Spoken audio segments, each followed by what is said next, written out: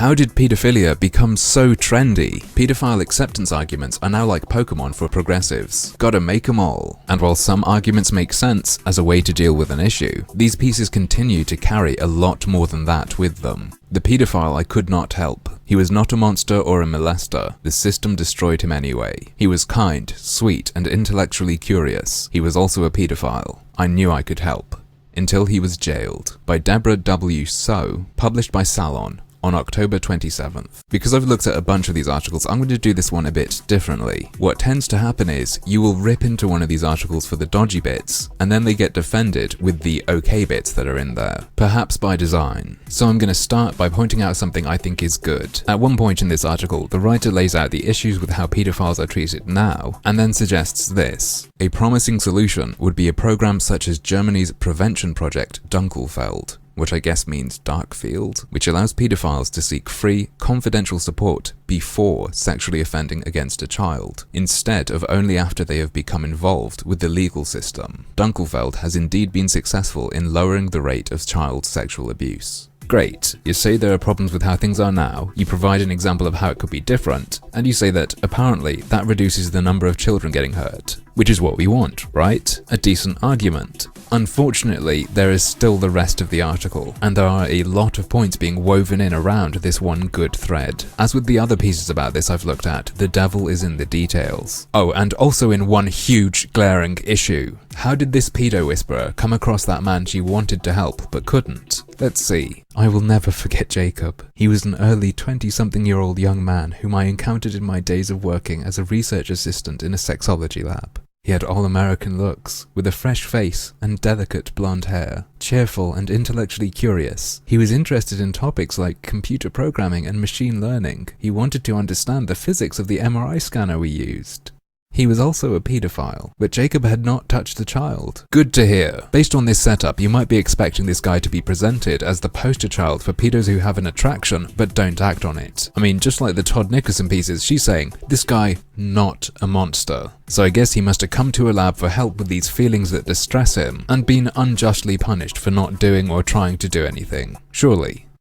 Right? But Jacob had not touched a child. He had contacted whom he thought was a 10-year-old girl in a chat room and made plans to meet up with her. When he arrived, he discovered he had been corresponding with an undercover police officer and was arrested for luring a minor. I've got to be honest, 4 paragraphs in, this piece isn't doing a great job of convincing me this guy isn't a monster. I guess there's an argument to be had about traps like that being set up at all, but this piece does not go down that path. It just said that that's how she met him, and he agreed to help her with her research, hoping to one day find a cure. But then he was incarcerated. The poor boy. All he did was show up to what he thought would be a meeting with a 10-year-old. Is this situation dug into in depth? No. This is the point at which regurgitation begins. The point at which the pedo party lines are repeated. We've got her saying, a few days later I learned that Jacob had been incarcerated, and then we have the usual. There is a very important distinction between pedophiles and child molesters. Pedophiles have a preferential sexual interest in prepubescent children. Some pedophiles are child molesters, but not all are. Similarly, not all child molesters are pedophilic. And then they list why non-pedophiles might abuse children. Someone being out of their mind on substances, okay, maybe. Because they're drunk?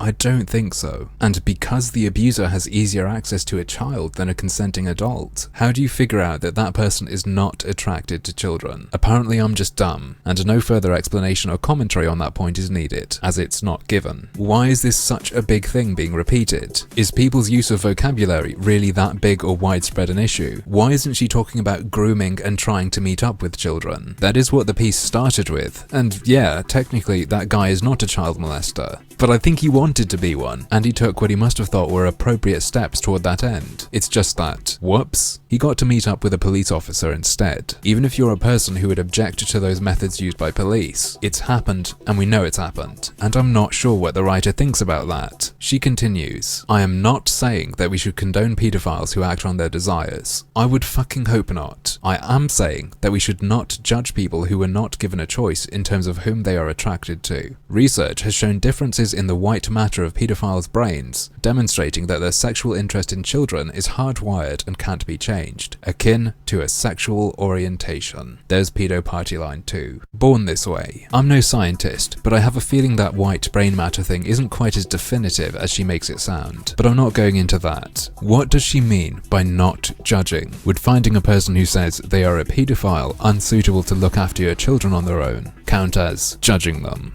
Or is she just saying that you shouldn't think a pedophile who is going for help without ever hurting someone is a bad person? I can totally understand that, but she's very vague. Perhaps it seems clearer to you, but I'd ask, which of those two categories does her friend Jacob fall under? Is she saying he's a pedophile she doesn't condone because he's acted? Or is he someone who shouldn't be judged because he didn't choose his preference and he is not a child molester? Just considering what's written so far, I can't really tell. Maybe the next section will make it clearer. Not every pedophilic man is as pro-social as Jacob. I presume she's referring to him agreeing to research, rather than his attempt to meet up with what he believed was a child. I guess he falls under the don't judge them for how they were born umbrella then. But many do not offend against children, despite being uncontested by our society as the most deplorable scum to exist, and mandatory reporting laws that make it virtually impossible for them to seek professional help for the problem without a cost to their personal lives. So is that what's meant to be the judgment that she thinks shouldn't happen because they're born that way? And so, they struggle on a day-to-day basis to control these urges, with little to no support from the world around them. They understand the implications of such acts and don't want to go to prison. Many also don't want to exploit a child. But feeling isolated and like you have nothing to lose is a precarious place to be when straining to resist temptation. This is the path that leads to the suggestion of prevention programs like in Germany, which, if they do truly work, are a reasonable idea to put forward. However, the path taken to come to that point here is crooked and broken, and carries with it far more than just a way to reach that conclusion. We've sort of got two different pictures of paedophilia being painted. The line between the two is kind of blurry, but I'll try to explain what I mean. We've got paedophilia as this preference people are born with, something that shouldn't make you presume they're going to act or treat them like a danger. And then we've got paedophilia as this affliction that causes a person to have to constantly fight the urge to rape children. To me, there's a clash there. Even if they're born with it and it's biologically determined, that's a bit more than a preference, isn't it? Let's skip forward a little bit and see how she ends it. The backlash that Todd Nickerson faced upon publicly writing about his personal struggle with paedophilia is a reminder that we, as a society, have far to go in challenging the way we think about this emotionally charged subject, but our current approach is not working. If we want to prevent child sexual abuse, we must start by listening, for once, to the requests for help from men like Mr. Nickerson. Besides this being salon and them wanting to get more clicks, he's sort of becoming the voice of pedophiles, their own Martin Luther kids. If you do decide to listen to Mr. Nickerson, the solution to the problem of child abuse is apparently to bash right-wingers. I'm getting tired of this already. I know not to expect too much from these kinds of articles, but yet again, we've got very little consideration, maybe zero depending on your interpretation of what's said, of the responsibility of these individuals to not act. There's an example at the beginning of someone making a terrible choice and it sort of gets brushed over, and it seems those pedophiles who do not act are considered to be outstanding, as if those who act, who to be fair she does say we should not condone, are those who are just worn down and sort of pushed that way, flowing into the act, rather than choosing to do something. I'm for helping people who are suffering, I'm for reducing harm done to children, and I think it's likely there are ways these goals can be achieved that I wouldn't have a problem with. However, the potential for society to change in such a way that would reduce the frequency with which pedophiles choose to molest children does not mean that, in the absence of that change, actions chosen by pedophiles are not their responsibility. Do you get what I'm saying? If molesting a kid is not just the baseline of what you would not do, if you require societal change to not make that choice, and you are otherwise mentally competent, you kind of are a monster.